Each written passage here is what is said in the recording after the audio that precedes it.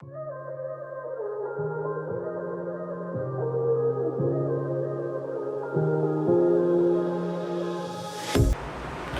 My dear students, तो आज की क्लास में जो टॉपिक हम लोगों को डिस्कस करना है that is error in sum and difference and error in product and division. That means error combination हम लोगों को डिस्कस करना है कि जब दो क्वांटिटीज़ को, जो दो मेजर्ड वैल्यूज़ हैं, उनको जब सम किया जाएगा तो उनका एरर की वैल्यू क्या होगी, एब्सोल्यूट एरर की वैल्यू क्या होगी, और जब उनका प्रोडक्ट या डिवीज़न किया जाएगा तो उनके एब्सोल्यूट एरर की वैल्यू किस तरीके से कैलकुलेट करनी है या फिर क्या होगी।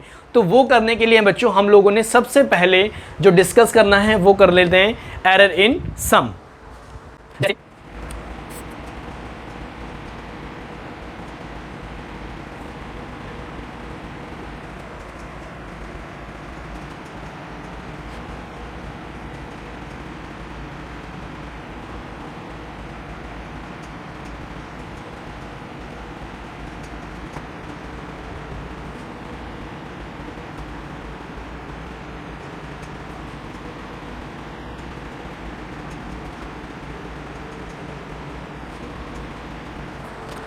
बच्चों मेरे पास दो क्वांटिटीज़ हैं ए एंड बी, और इन दोनों क्वांटिटीज़ की जो मेजर्ड वैल्यू है वो है A plus minus delta A and B plus minus delta B. ये जो दो वैल्यू हैं ये मेजर्ड वैल्यू है, ठीक है।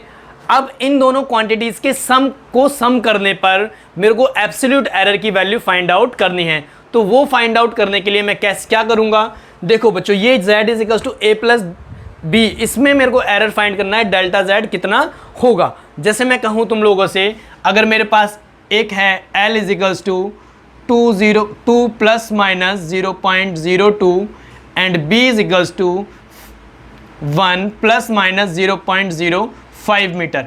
अगर मैं लेंथ और ब्रेथ इतना गिवन है और हमें पैरामीटर फाइंड करना है, तो पैरामीटर फाइंड आउट करने के लिए क्या करेंगे हम लोग, इनको ऐड करना पड़ेगा 2 टाइम्स l प्लस बी। तो ऐड करने पे ये एरर की वैल्यू के साथ क्या होगा ये हमें फाइंड आउट करना है बच्चों। तो ये that is error in sum. कैसे करेंगे तो देख लेते हैं। As we have z is equals to a plus b, इसमें फाइंड आउट करना है। तो अगर मैं z का और a का और b का एरर दोनों के साथ लिखना चाहूं तो कैसे लिखूंगा मैं, z का error delta z plus minus is equals to a का error a plus minus delta a plus b का error b plus minus delta b। मैंने क्या करा, सबका एरर सबके साथ लिख दिया। ये डेल्टा z की वैल्यू मेरे को कैलकुलेट करनी है, a plus minus delta a b plus minus delta b। That means यहां मैं कैसे लिखूंगा, with error limits, with error limits. Error limits के साथ में ऐसे लिखा जा सकता है। अब देखो मेरे बच्चों, z plus minus delta z is equals to a plus b plus minus delta a plus minus delta b। a को b के साथ लिख दिया, डेल्टा a यहां लिख दिया, डेल्टा b यहां लिख दिया, कोई फर्क नहीं पड़ा। a प्लस बी किसके बराबर है, z के इक्वल। तो मैं यहां से क्या लिख सकता हूं, direct plus minus delta z is equals to plus minus delta a plus minus delta b लिखा जा सकता है। अब बच्चों अगर मैं इसमें बात करूं मैक्सिमम पॉसिबल एब्सोल्यूट एरर की, जरा ध्यान से सुनना मैंने क्या बात बोली, मैक्सिमम पॉसिबल एब्सोल्यूट एरर। तो अगर मैं मैक्सिमम पॉसिबल एब्सोल्यूट एरर की बात करूं तो इनमें से मैक्सिमम वैल्यू कौन सी आएगी, जरा देखो यहां पे प्लस माइनस। अगर मैं एक बार दोनों को प्लस लेता हूं, एक बार दोनों को माइनस लेता हूं, एक बार इसको प्लस और इसको माइनस लेता हूं, एक बार इसको माइनस और इसको प्लस लेता हूं, तो यहां पे कितने केसेस बनेंगे, इसमें यहां पे कई केसेस हमारे पास होंगे। लेकिन मैं उन सारे केसेस में मैक्सिमम की बात करूं तो क्या होगी, जरा मैं लिख के बता देता हूं। एक बार मैंने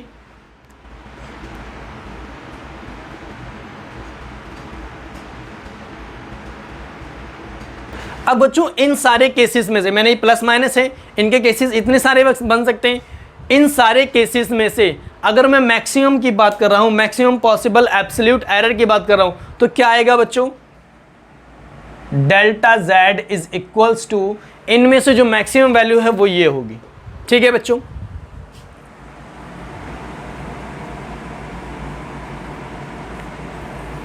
क्योंकि मैक्सिमम वैल्यू जो होती है वो ऑलवेज पॉजिटिव होती है बच्चों, पॉजिटिव वैल्यू जो होगी वही मैक्सिमम होगी, तो इसलिए मैक्सिमम पॉसिबल एब्सोल्यूट एरर क्या हो जाएगा? Delta z is equals to delta a plus delta b। अब मैंने मैक्सिमम क्यों लिया? मैक्सिमम लेने के पीछे जो रीज़न है बच्चों वो यही है कि अपन लोगों को पता है एरर की लिमिट जो होती है हम ज़्यादा से ज़्यादा लेके चलते हैं कि ज़्यादा से ज़्यादा गलती इतनी हो सकती है, इससे ज़्यादा गलती नहीं होगी, इसलिए हम एरर की जो लिमिट है वो ज़्यादा से ज़्यादा मैक्सिमम लेके चलते हैं। अब बच्चों इसी तरीके से अगर एरर इन डिफरेंस कैलकुलेट करना हो तो देखते हैं क्या आएगा।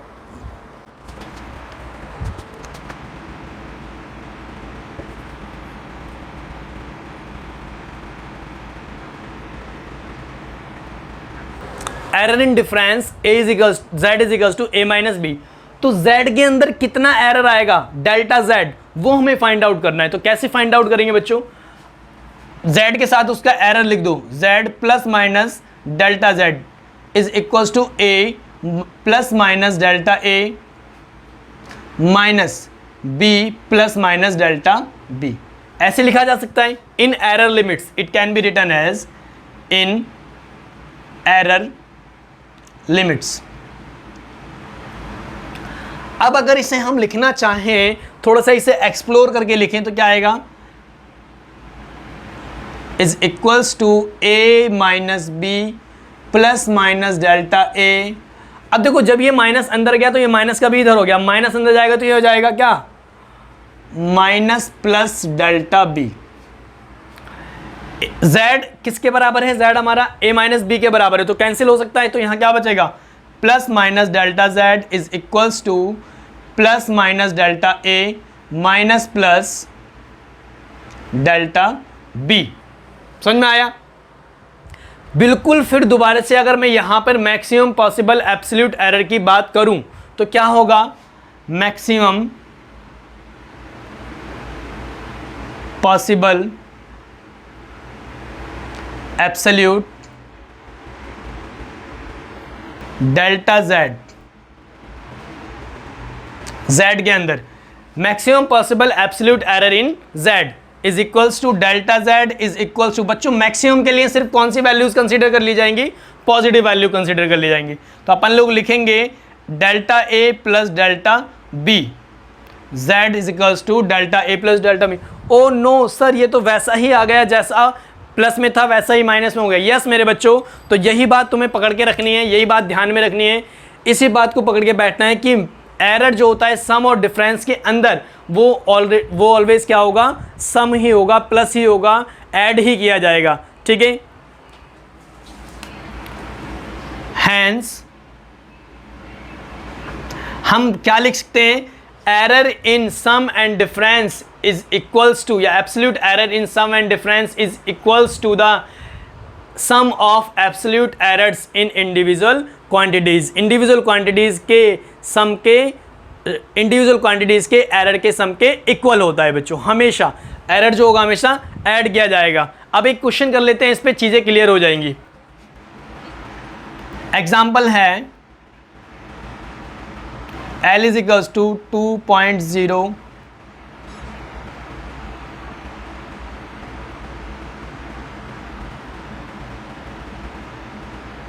क्या फाइंड आउट करना है बच्चों? पैरामीटर फाइंड आउट करना है। तो देखो कैसे क्या फाइंड आउट करेंगे? P is equals to 2L plus B,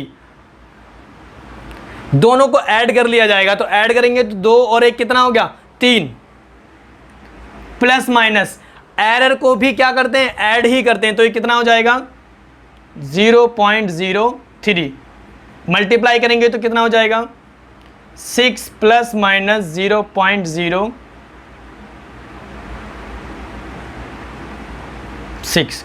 this is the resultant parameter of the rectangle, जिसकी लेंथ ये दे रखी थी और ब्रेथ ये दे रखी थी। एक और क्वेश्चन करते हैं बच्चों डिफरेंस का, जो तुम्हारी एनसीईआरटी का एग्जांपल है, उससे चीज थोड़ी सी और क्लियर होगी। कह रहा है दो बॉडीज का temperature T1 is equals to 50 degree Celsius plus minus 0.5 degree Celsius. T2 is equals to 20 degree Celsius plus minus 0.5 degree Celsius. What is the temperature difference? ध्यान से सुनो, क्या कैलकुलेट करना है? टेम्परेचर डिफरेंस कैलकुलेट करना है। दो बॉडीज का टेम्परेचर ये दे रखा है, तो टेम्परेचर डिफरेंस क्या होगा?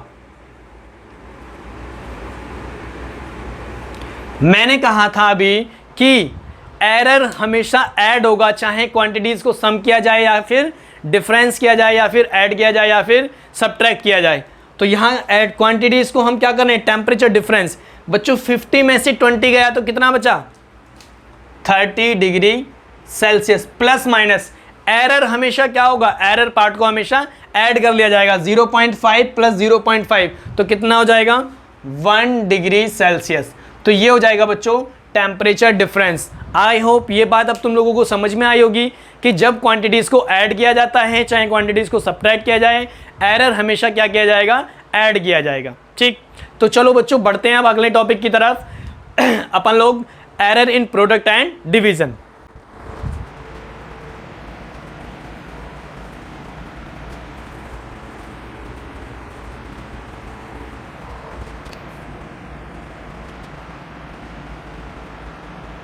वही वाली बात है बच्चों, दो क्वांटिटीज को मेजर किया गया है, delta A plus delta A, B plus minus delta B.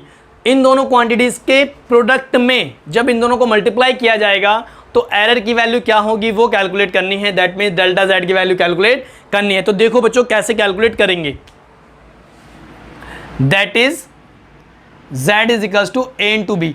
बच्चों ए इंटू बी के अंदर हम लोगों को एरर कैलकुलेट करना है। ठीक, इन error limits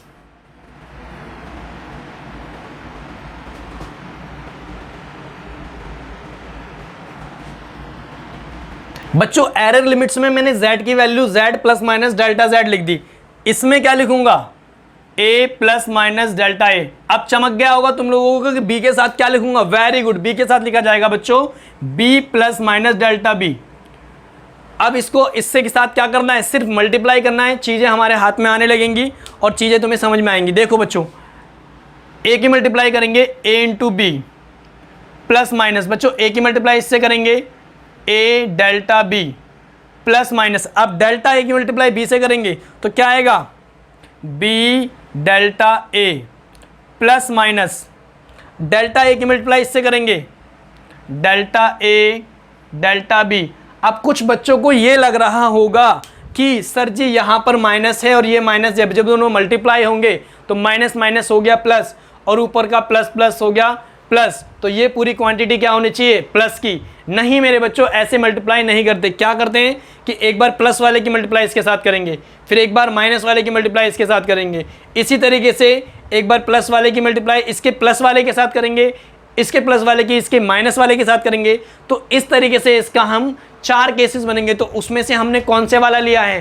plus minus delta ए इंटू डेल्टा बी। ठीक है, तो ये वाला केस भी उसके अंदर होगा हमारे पास में। तो इसलिए मैंने दोनों ही केस कंसीडर कर लिए कि प्लस वाला और माइनस वाला। तो यहां पे क्या आएगा बच्चों? z plus minus delta z, दोनों तरफ अगर z से डिवाइड कर दूं तो क्या मिलेगा मेरे पास?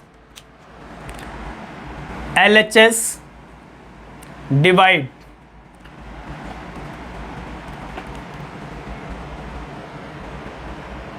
लिख सकते हैं बच्चों, बिकॉज z और a इंटू बी दोनों आपस में बराबर है। इस साइड मैंने z से डिवाइड कर दिया, इस साइड मैंने ए बी से डिवाइड कर दिया। क्यों? क्योंकि यहाँ शक्लें जो हैं वो ए बी की फॉर्म में नजर आ रही है, यहाँ से शक्ल है वो z की नजर आ रही है। तो क्या लिखेंगे?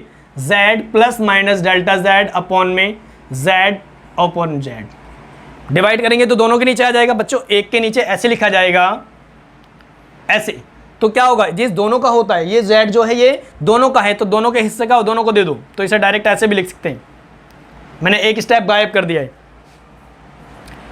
ए बी अपॉन में A B plus minus A oh no upon में A B plus minus B delta A upon में A B plus minus delta A into delta B upon में A B.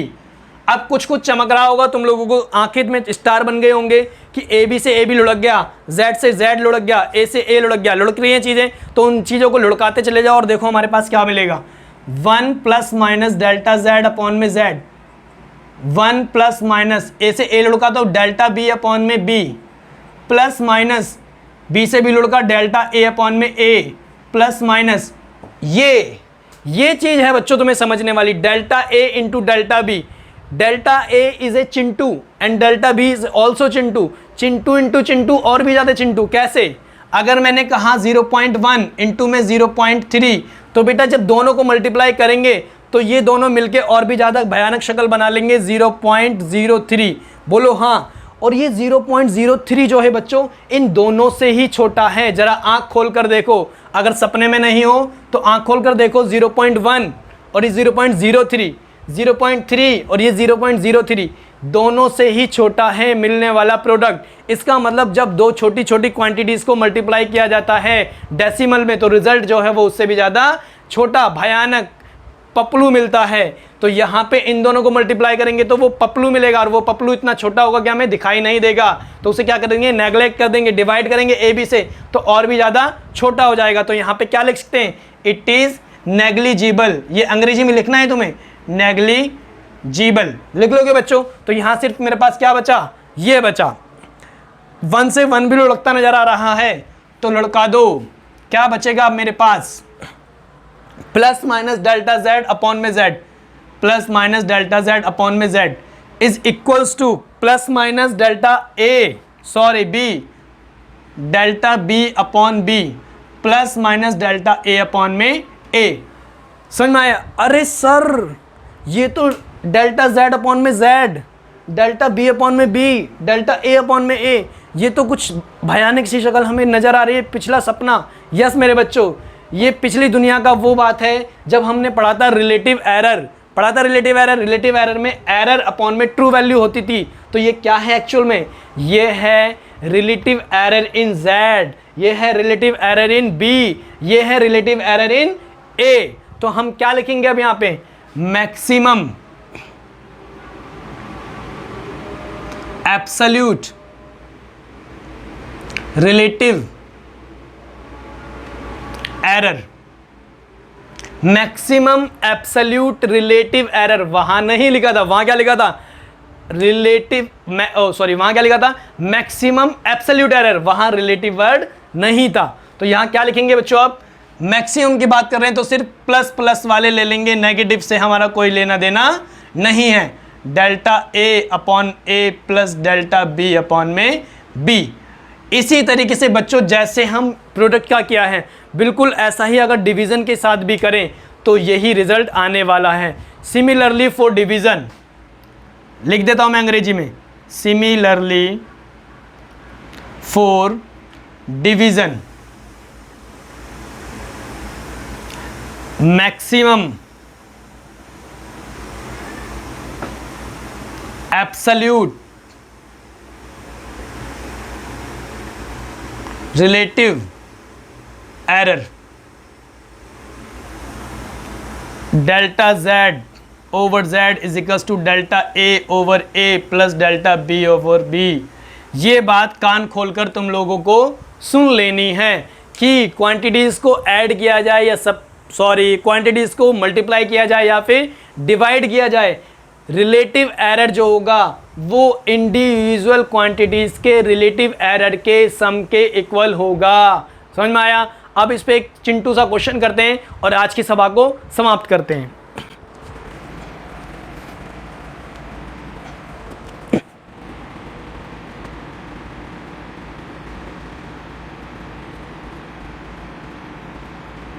I and V की value हमें given है, calculate the value of R, या फिर delta R upon में R calculate करना है, ठीक है, या फिर डेल्टा R कैलकुलेट करने के लिए भी वो बोल सकता है। ठीक है बच्चों, तो देखते हैं इस क्वेश्चन को कैसे करेंगे। बच्चों जब हम R कैलकुलेट करेंगे तो R इज इक्वल्स टू क्या होता है? According to Ohm uncle 10th class में अभी जो पिछली वाली क्लास छोड़ के आए हो तुम लोग उसमें पढ़ा था Ohm's law. Yes, V is equals to I R, याद आ रहा है, वेरी गुड। तो R इज इक्वल्स टू होगा V बाई आई, इधर मल्टीप्लाई में दूसरी साइड जाएगा तो डिवाइड में हो जाएगा, R is equals to V by I. अब अगर याद करो वो बात जो मैंने तुम्हें सिखाई थी, यहां पर क्या लिखा है, डिवीजन, डिवीजन का मतलब Z is equals to A upon में B। अगर ऐसा हो तो रिलेटिव एरर कैसे लिखा जाएगा, डेल्टा Z अपॉन में Z is equals to delta A upon में A plus delta B upon में B। तो यहां पर डेल्टा R अपॉन में R इज इक्वल्स टू क्या होगा, डेल्टा V अपॉन में V plus delta I upon में I। इसकी शक्ल को इससे कंपेयर करके तुम लोग देख सकते हो कि जब रिलेटिव एरर निकालेंगे डिवीजन के अंदर तो क्या होगा, sum of relative errors in individual quantity. V का रिलेटिव एरर ये रहा, I का रिलेटिव एरर ये रहा, और उसका sum, that is the resultant relative error in R is equals to delta V upon में V की वैल्यू कितनी आ जाएगी बच्चों, जल्दी फटाफट बता दो, 0.5। डेल्टा I की वैल्यू 0.10 ओवर I की वैल्यू है हमारे पास में, सॉरी V की वैल्यू बच्चों 10 है, और I की वैल्यू कितनी है 5। मैं लिख सकता हूं यहां पे पॉइंट हटाऊंगा तो 1/100 प्लस यहां से पॉइंट हटाऊंगा तो 1/50। क्या इसे थोड़ा सा ऐसे लिखा जा सकता है, 1/100 प्लस 2/100। कैलकुलेशन को इजी करने के लिए मैंने ऐसे लिख दिया, ऐड करेंगे तो कितना आ जाएगा, 3/100 डेल्टा R अपॉन में R। ये आ गई हमारे पास में वैल्यू। अगर R की वैल्यू पूछे तो R की वैल्यू कितनी हो जाएगी, now delta R is equals to हो जाएगा हमारे पास में 3/100 इंटू में R, और R की वैल्यू क्या हो जाएगी, V बाई आई, यानी 10/5 इज इक्वल्स टू 10 से 10 कैंसिल आउट हो जाएगा, तो यह जाएगा हमारे पास में 3/50। आई बात समझ में। Now R is equals to R plus minus delta R। R की वैल्यू हमारे पास में है V बाई आई यानी कि 2 plus minus delta R। Delta R की वैल्यू है हमारे पास में 3/50। आई होप ये चीज़ आप लोगों को समझ में आई होगी कि डिवीज़न और मल्टीप्लिकेशन में एरर, रिलेटिव एरर किस तरीके से कैलकुलेट किया जाता है। ठीक है, एक चीज़ और कर लेते हैं बच्चों, फिर सभा समाप्त करेंगे। एक टॉपिक और है बहुत चिंटू सा,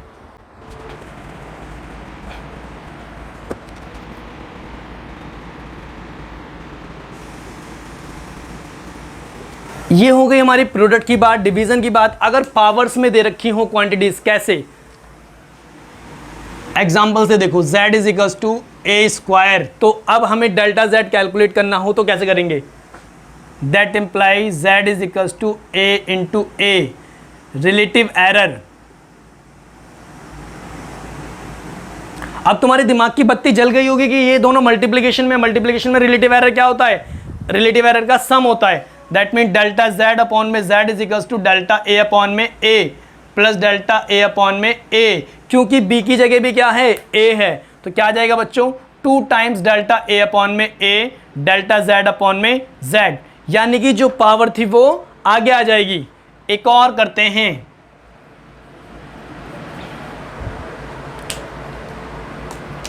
therefore if z is equals to a की power p, then delta z upon में z is equals to p times delta a upon में a। जो पावर होगी वो आगे आ जाएगी। देखो यहाँ पे भी देखो पावर कितनी थी, 2, तो वो रिलेटिव एरर के साथ मल्टीप्लाई हो गई। अच्छा, तो फिर not if z is equals to a की पावर p, b की पावर q एंड c की पावर r, ऐसा हो तो कैसा होगा, तो भी बिल्कुल वैसा ही होगा जैसा हम करते आ रहे हैं।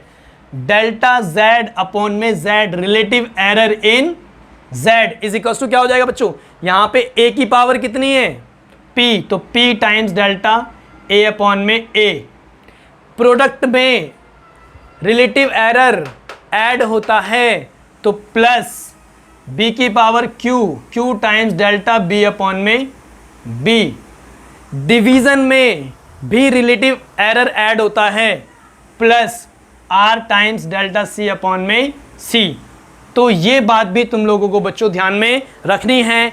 एनसीईआरटी का क्वेश्चन नंबर 13 एक्सरसाइज का वो तुम लोगों को ट्राई करना है और कई एग्जांपल्स एनसीईआरटी के अंदर इस पे बेस दे रखे हैं, वो तुम लोगों को खुद ट्राई करने हैं। आज की सभा को हम यहीं समाप्त करते हैं, फिर मिलेंगे नेक्स्ट टॉपिक में, नेक्स्ट क्लास में नए टॉपिक के साथ में। ठीक है बच्चों, तब तक के लिए अलविदा।